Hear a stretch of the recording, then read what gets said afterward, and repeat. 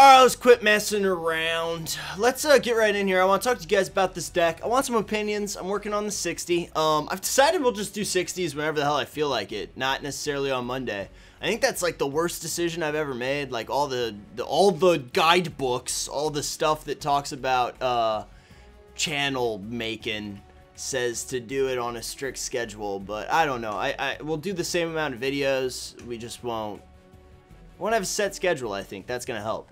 So the main point with this deck is I think that there's two different ways to build it, and one of them has Scion of Una in it, and the other one has, excuse me, God, starting it off right, Switcheroo in it, okay? Because my whole thing is that the two target creatures, your guys are going to have Shrouds, that's not going to work.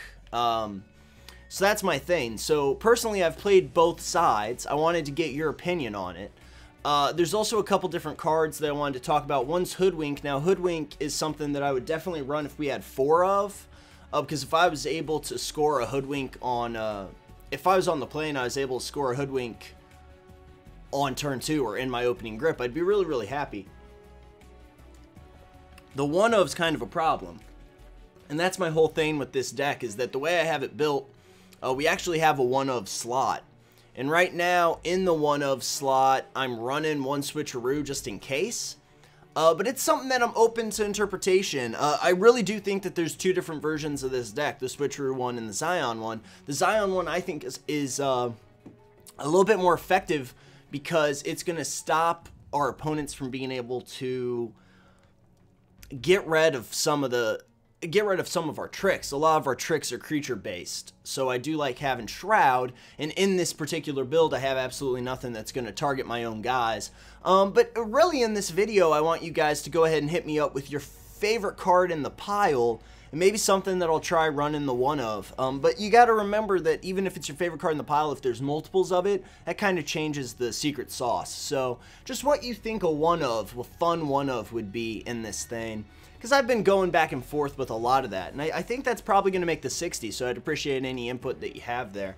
But putting kind of all that aside, I want to get into an actual match today, so let's go ahead and do that, and I'll see you guys then. Alright, so let's see what we've got from this opening grip. This is actually pretty good. I like the Spell Stutter. I like Heaven's Sword of Temptation, of course. I like the 1-drop. I'm going to go ahead and grip on this one. You saw we had 23 lands, which somehow is land heavy, and in any other deck at all, it's perfect. But in this thing, for some reason, I see way too many lands. But I have put some card draw engines in here to try and rectify that issue. So far this deck's been doing really well. We've got a blue-red win, we've got a lot of blue-black wins, we've got a couple Eldrazi pile wins, and it's a little surprising to me that it runs that well, that it is able to hold up to those kind of things. I kind of understand why, but I mean, in those kinds of situations, I've heard a lot of people say that this deck, because of the Reigns of Power, is a little too dangerous for people to really handle or take care of. All you have to do to beat this deck in most situations is just throw down one guy. Like if you were playing the green deck and you were able to get down the 4/5 for 3, you'd be in fantastic shape, you know, if that kind of situation was going on. And this is really unfortunate because I could have countered that, and now I am unable to. We can always unsummon it, but as far as the clock is concerned right now, we're in a little bit of trouble. So I'm a little worried about this. But see, like right now, I'm in a terrible spot. If he just lets this 3/3 attacking ride for a while, for several turns, I'm not saying for the entire game, but if he just lets it ride for a while, then he's going to be able to get me down, maybe even kill me. And especially late game, if you have your opponent in a bad position, you don't have to grab some more dudes. The Eldrazi match that I had was interesting because I don't like the way this is looking. The Eldrazi match that I had was interesting for whole other reasons. I mean, that guy was kind of forced into dropping some extra guys down to try and get the kill out of me, but That's okay. I could tap down both these guys, which would be pretty nice. And then I have the unsummon up. Spell Stutter's not really great at this point. The only thing that I would counter would be Cantrip Wall. He's at 3 cards, so I'd actually feel pretty good about that. So I could Spell Stutter, unsummon, and then Hands of Binding. But there's no guarantee that he is going to drop that. So I'm not positive about this, but I'm going to leave the Spell Stutter and the unsummon open. So at the very least, we can do something like that. Have a little bit of fun here.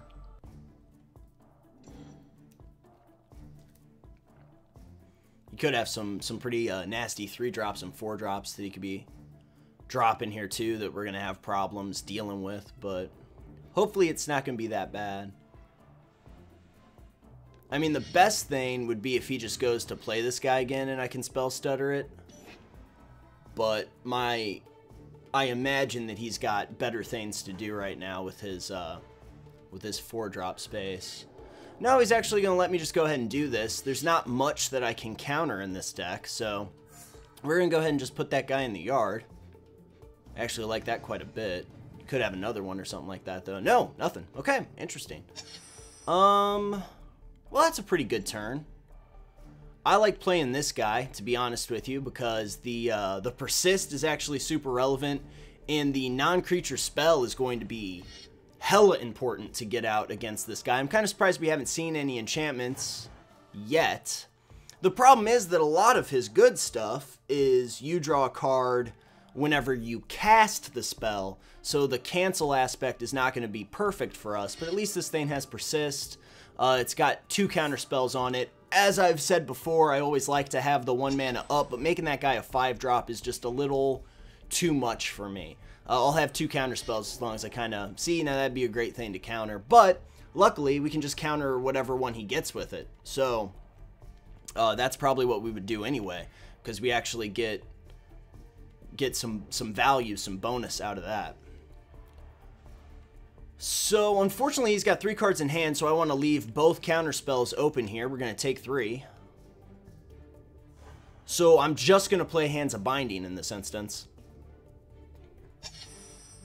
Even though obviously I'd almost rather have a Bribery Cohort out. I think that it's kind of a better scenario for me to Hands of Binding that guy and bash for the 4 that way. So that's what we're going to do. We're going to put it on just our vanilla 1/1, because that is the guy that I don't really care about too much. And we got this guy down to 12, so we've tied it up. These videos always seem so dry to me with blue decks, because it's a very analytical way to play. And that's not necessary, so we'll go ahead and just pass turn here. That guy's not going to be able to attack us, and we've got 2 counter spells sitting out on the field. The majority of his scary stuff is going to be in the form of enchantments, so I'm pretty happy about that, because he's actually got no play position. And that is, see, I don't really understand this this play at all. It's pretty lackluster. We're going to go ahead and yard that. We get to attack him for 3, and I've still got 1 more counterspell. I actually get to play Cohort here if I really want to. I'll go ahead and drop that land. I like having a lot of land out in this pile. But as I was saying, I mean, blue decks are a lot more cerebral, so I think that I have to give a lot more accurate commentary as far as how to play what, when, and where, and with who, and with your buddies. The one thing about Bribery Cohort is that in that other build, the one where you rely more on, now I imagine he's got something else nasty for me, but that's kind of the deck's win con that he just pitched, so I don't know, that might be giving him too much credit. But the Bribery Cohort's only going to be a 1/1 when you switcheroo it, unless they have other blue spell. That is a creature spell, my mistake. Unless they have other blue spells to kind of deal with that. Now I believe 2, 3, 4, that's 5.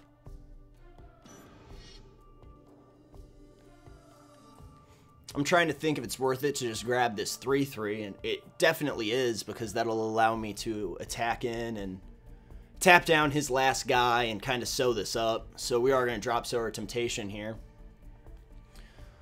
It doesn't really matter what he's getting. He did have 61 cards. I actually would counter that. Life gain against this blue pile, from my end, is actually really rough. It can be pretty bad. Well, let's see here. 3, 4, 5, so I can counter stuff that's 5. What will it show me that? 3, 4, 5. That's pretty funny. That works out pretty well for me. So I've got 2 different ways to counter things. He's only got the 1 card in hand, so that's really his only option. It's pretty obvious at this point that there's not much that he can do. We're just going to grab this 3/3 to kind of sew this up. A pretty textbook win from this deck, from this particular build. We don't always need... That's the other important thing to keep in mind, is that we don't always need to draw Act of Treason, big time blue guy. What the fuck is that thing's name? I can't think of the name right now.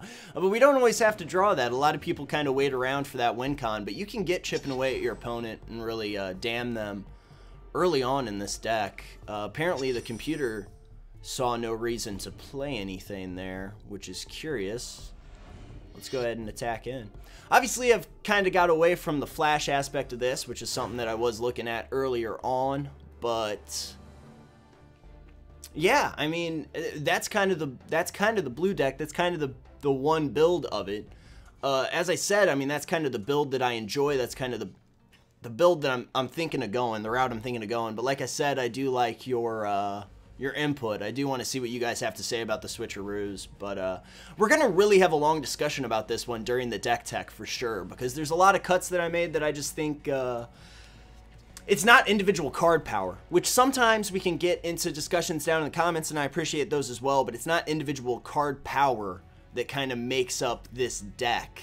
It's kind of it as a collective whole, and I think it needs to be looked at that way. What card interactions play where, and what can we do to kind of get the most out of the deck? I think that's kind of the most important thing. I want to get one more out for you, so I'll see you in the next game. All right, straight into one, actually. I didn't even have to cut for that. Oh, this is... Oh, shit. If I got, like, land, I would love that. But, you know, I just can't... I can't expect that to happen. This is actually fantastic, though. This card is a card that I want to talk to you guys about. A lot of people...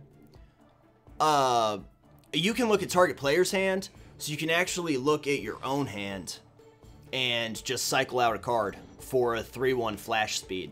So that's the thing, because I don't always like having my opponents be able to draw something. So that's where I'm at with that. This guy's only at 2-drop. There's not much that I want to counter that early on, so I think Briarberry might come down here, even though the 3-drop cycling Briarberry might be the better play, so I might keep the 2-mana open. Just for right now. We're going to do a little bit less damage in the... Oh, see right here. I'm just going to scrap a land. This is a weird matchup. I don't know that I've actually played against Dimir. When I said blue-black earlier, I didn't even think about Dimir being a possibility. But it's definitely still around. People have still been playing around with that deck for quite some time, trying to get something to really work out of it. See, so at this point, I'm pretty happy with that play. The Briarberry could become just about anything here. And I've got a counter in hand, so I'm not terribly worried about what he's going to be playing against me. And I really just hate having him draw a card. It's nice to know his entire hand. It also says that you may. So you could just learn your entire opponent's hand, but maybe I'm getting too married with this idea because there are a lot of tricks and things that he could have for me. That could end pretty poorly, but it is nice to just get a pad and paper out and just kind of figure out what your opponent's hand is. That can be a very important aspect of the game too, but I would rather just go ahead and do this, kind of cycle out. I think that's a pretty good play. Because now we're doing 4 damage, he's got 1, and I've got a counter in my hand. I can even do some of this stuff again, considering my board position. So I'm pretty happy with where we're at. We also have the Reigns of Power if stuff really gets out of control, but the Unsummon and the Counterspell, I think, pretty much have sewn this up for us. I mean, Reigns of Power in hand is going to do it, but even if it doesn't, I think we're in good shape. So if he's got like Moil in hand, I can let it do 1 damage to him and then unsummon it, which will be a lot of fun. So I go ahead and would let that be played the first time. There's no sense in kind of countering it right out of the gate. We have to keep in mind that there are a couple creatures over there that could really screw us up. And yeah, the Moil is the play apparently. Unfortunately, that's going to stop us from doing any damage here. So I might just bounce that up top so I can do 4 damage to him instead of 1. And that is going to be what I do here. I want to get him down to 10. It gets him more in Reigns of Power. Reigns of Power zone right there. So 4 right now, 5 on my next turn. That's doing pretty good. Go ahead and play that. Unfortunately, I can't like flash something else in, which is kind of rough on here, but the Familiar's Ruse. If he's got something worse than Moil, which I'm always going to call that card that, then we also have the Familiar's Ruse open right now. The sleep here is interesting. I've got 5 damage. I take him to 5. He blocks the 3. I do 2. I mean, we're starting to get into trouble here, but I don't want that to be a thing right now. I'm going to cancel out the sleep. So I don't do 5 damage to him. I only do the 4. But, you know, playing Moil is going to suck 1 life from him each turn, and I can kind of just chump block down until the point where I can Reigns of Power, so that's actually fine too. As long as I have Reigns of Power in hand, I can get a little bit sloppier with my play. Pretty much just keep to the same style, the same kind of card play, and really just focus on that Reigns is kind of an escape hatch. There's not much I need to worry about, to be honest with you, at this point. 5 lands is a pretty good position to be in. I wish I would see one of my draw engines or something like that, but unfortunately it looks like we're kind of just going to be constrained to this basic premise. And like I said, if he plays Moil, I can just go ahead and block down, chump block with some of these guys, and then bash him actually next turn, the turn after this one that's going to be taking place. So 2 turns away from me, because I'd have to let my guys block first. This is weird. I don't like the fact that I don't have any counters or anything. I'd at least like Fairy in my hand, but just in case he does something ridiculous here. I could also just attack, because he'd probably block the 3-1. I'd do 2 damage to him. That put him in range. Yeah, so he can just, because he would take 2 damage, or 3 damage on the turn, because this thing's going to do 1 to him. I think that pretty much sealed his fate. Ooh, that would have been nice to have. That would have won it for me. Was that my top card? Yeah, it would have been. Oh, damn it. Damn it, because I could have flashed that in, and we could have had a lot of tricks going on right there. I don't care too much about that. I'm going to go ahead and let that slide. So I picture doing 3 damage to him, taking him to 3. That's kind of just going to win for me, actually, because I expect him to block my 3-1, to be honest with you. He doesn't have a choice. Well, he does. He could block the 1-1 and go to 1 life, but I mean, really, I don't even need the Reigns of Power to win at this point. I might as well play this guy just in case I have to block, because he could have some stuff. I'm trying to think of anything in that deck that I'm really worried about. You're at 3, which means he can attack now. See, the Reigns of Power at this point would just kind of screw me over.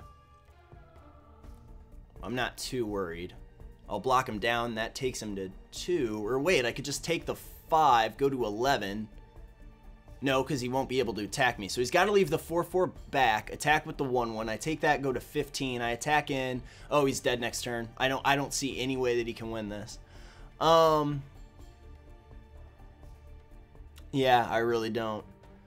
He attacks in with both. That screws it. That card doesn't matter at this point, except that he just has an extra blocker there.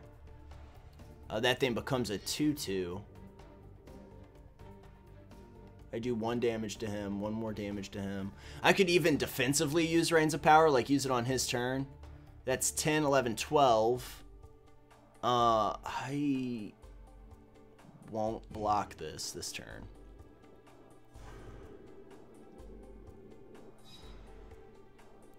That's 12. He goes to 2. I probably should have held on to that land, but I was thinking about this girl. I really don't think that's enough, though.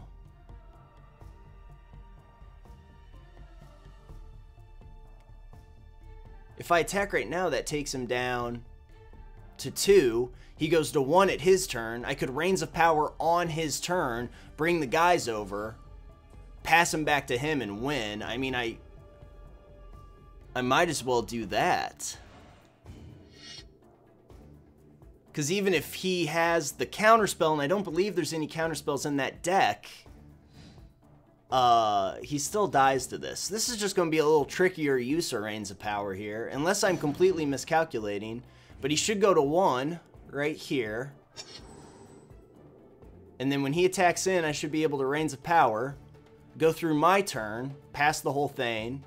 That guy will be back on his side of the field at that point, and he will die to his own Moil. Yeah, so I'm going to go ahead and just Reigns here. Do this.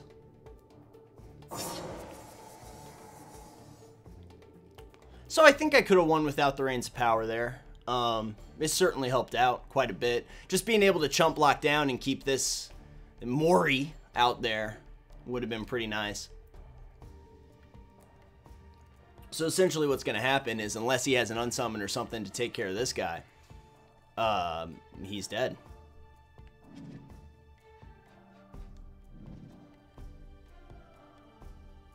We're going to sit here, think about life.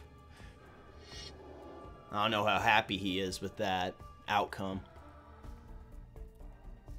Probably not very. See, this is just kind of funny. This was actually really dangerous of me and really stupid. I could have just waited and Reigns of Power before my attack step and just killed him that way, because I could have taken all this damage, because that's 10 right there.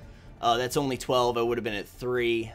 There's nothing he has that could drain 3 life from me, so then I just could have blocked down even and not had to worry about anything. So obviously he's got 2 left. I'm not 100% positive what those could be, so I'm gonna go ahead and draw 3 cards here. Now I'm getting a little worried. See, now I'm freaking out a little. But we will pass to his turn, because I believe he dies here. I mean, they're both black. There's nothing he can do, because he couldn't even like Doomblade it, even though Doomblade's probably not in that pile. I don't remember for sure, but yeah, that was kind of dickish of me and kind of reckless and stupid. 2 things you don't want to be when you're playing the blue decks, for sure. But there you go, you guys. That's kind of my build of it right now. It's tentative, like I said, but that is the way that I like to run it. That's what I enjoy about the deck the most. We'll be getting into, I think I'm going to read through the comments and stuff. Maybe we'll do one more test video tomorrow just to kind of tow the waters. And then maybe on Wednesday we'll have the deck tech for this episode, so be looking forward to that. Tomorrow, I don't know, like, I feel like I have to talk through every step of the way on the blue decks, so they become a little bit more procedural, but I hope you guys enjoyed this episode. Tomorrow's, we'll try and be a little bit more just lighthearted. I did try to throw in a little something crazy there with the Reigns of Power win, but, anyway, thanks a lot for watching, guys. I really, really appreciate it. Don't forget that you can subscribe to my other Tech and Evolver channel. I promise there will be content going up on there very, very soon. Andrew and I have been working on some stuff, and I would appreciate you subscribing to that. And even if you don't do that, though, thank you for watching this episode. If you could share it with your closest, dearest friends, I'd appreciate that as well. And I will see you all next time.